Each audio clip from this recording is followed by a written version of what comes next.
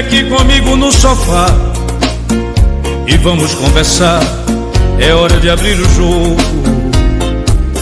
Nosso amor tá indo de água abaixo.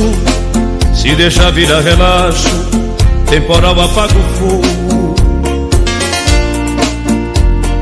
Porque você não olha nos meus olhos, seu beijo não tem o mesmo sabor. Os seus carinhos não me faz dormir, me xinga quando a gente faz amor.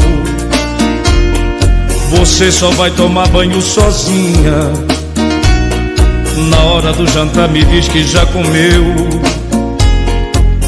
Não vê novela e nem liga o som, diz que não tem nada bom que satisfaça o ego seu.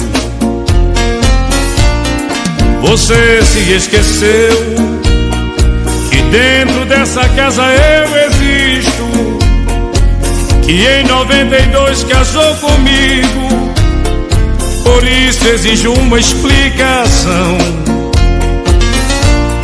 Se sou eu que te incomoda, pra te fazer feliz fiz o que pude, mas os incomodados é que se mude.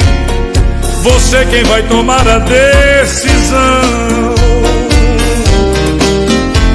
Decida se vai embora ou fica comigo, se vai me respeitar como marido, que desse jeito eu não estou aguentando.